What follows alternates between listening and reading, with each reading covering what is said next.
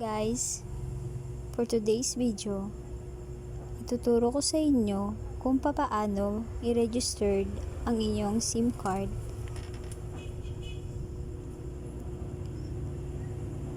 Okay? Una, pumunta kayo sa inyong Google Chrome or website.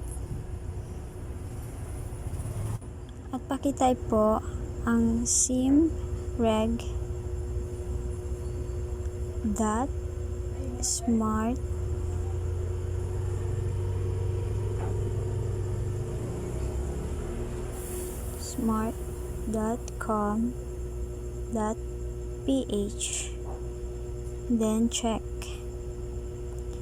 Ito po yung makikita ninyo. Register your SIM in 3 easy steps. Have your phone ready. You will receive an OTP when you enter your mobile number. Start your registration here. Itatype nyo po yung cellphone number na gusto nyong i-register. Okay. Dahil po na-registered ko na yung mga SIM card ko at kay partner na lang, wala ko pa na-registered. So, ang kanyang number ang ilalagay ko dito. Okay, 0951-856 po.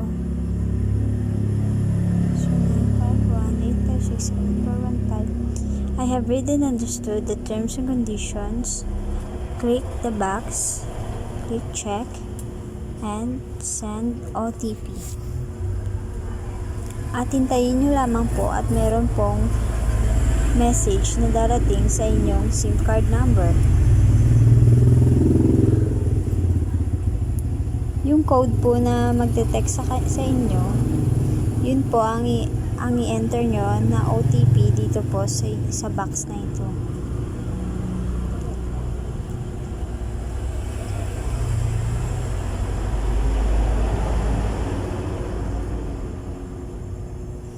Okay, and then click verify OTP. Yan po, successful na po ang pag-verified sa number. And then click OK. At ito na nga po yung form na dapat yung fill upan. Type of registration. I'm registering a newly bought SIM. I'm registering my old SIM. Kung luma na po yung SIM card nyo, ito po yung click nyo. I'm registering a newly bought SIM for a minor. I'm registering an old SIM for a minor. I'm registering my old SIM kasi old SIM na yun. Nationality, Philippines. ID card, please select anong card ang meron kayo. Philippine identification, driver's license, Unified Multipurpose Identification Card, TIN, Philippine passport, postal ID, voter's ID, Social Security Service ID, Professional Regulation Commission ID, PhilHealth, Bureau of International ID, Firearms License to Own and Possess ID, Government Service Insurance System e-card, at marami pang iba. Pero ang pipiliin ko po ay ang other valid ID or document with photo. Then click OK. You need to upload the picture of your valid ID. Upload your valid ID.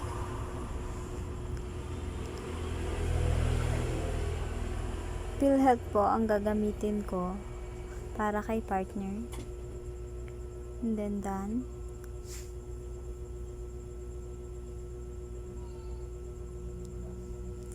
Wait nyo lang po kasi minsan po mahina yung signal. Okay. Once na may re-upload, it means okay na siya. Upload selfie. Next step, upload selfie.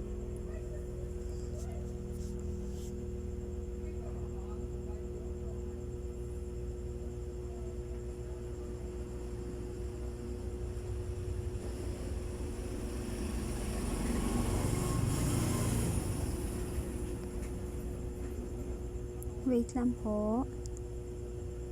Kasi bine-verify pa po nila yan.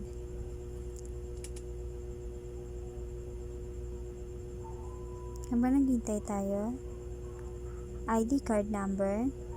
Pwede naman po na hindi nyo ilagay or pwede naman po na ilagay nyo ang inyong card number. Pero, ang ilalagay ko lang po dyan ngayon ay none. First name. Type your first name. Middle name. Initial. And his last name. Comma name. Birthday. May 8, 1996. Sex, male.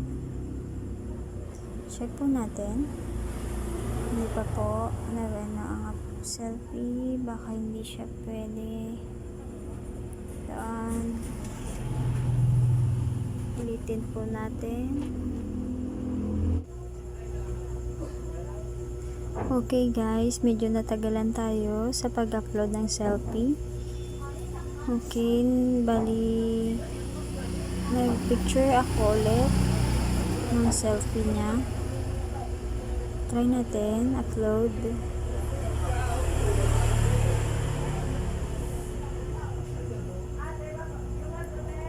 Browse.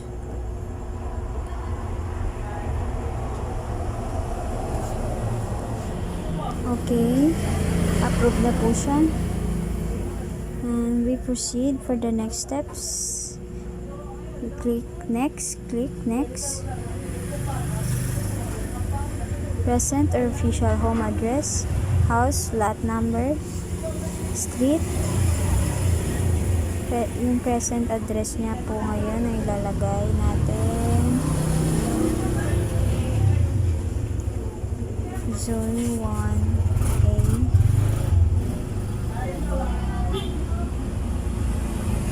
Province of Iloilo. Select nyo lang po dyan kung saan po kayong lugar ngayon, anong province. Since we are here in Iloilo, I will choose Iloilo. City or municipality. Iloilo City, capital, kasi dito po kami ngayon sa Molo.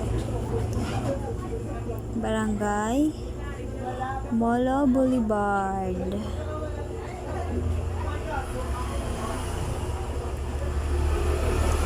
Molo Boulevard. Zip code 5,000. Kung ano pong zip code nyo. Kung hindi nyo po alam kung anong zip code ng inyong lugar, pwede nyo po i-search sa Google. I-type nyo lang po sa Google kung anong lugar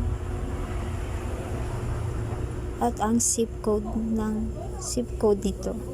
At mag-a-appear na po dun. Alternate contact number. Lalagay ko na lang po yung number ko. 0950-75-2004. And then, email address.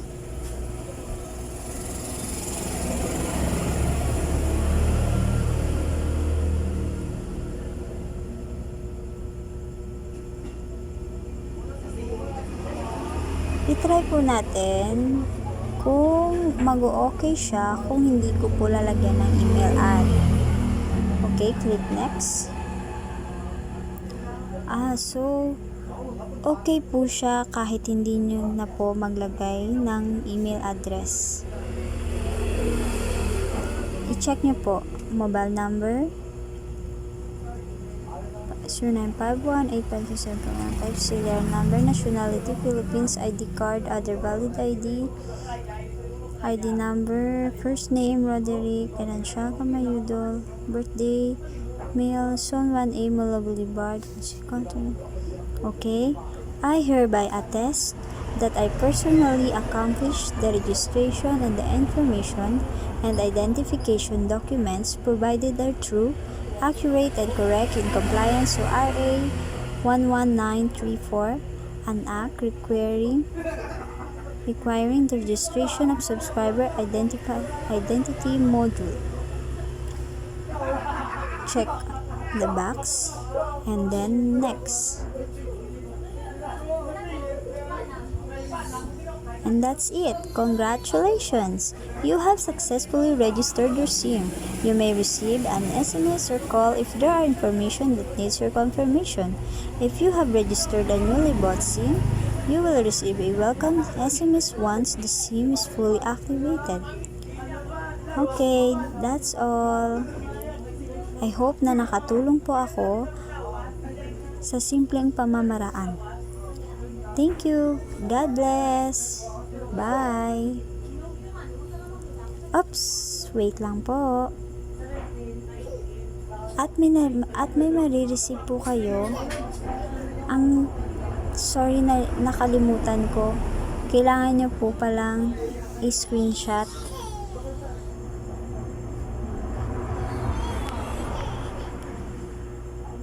You need to screenshot the successfully registration para in case of may maghanap or may magtanong sa inyo, may katibayan po kayo na na-register nyo na po yung inyong SIM card.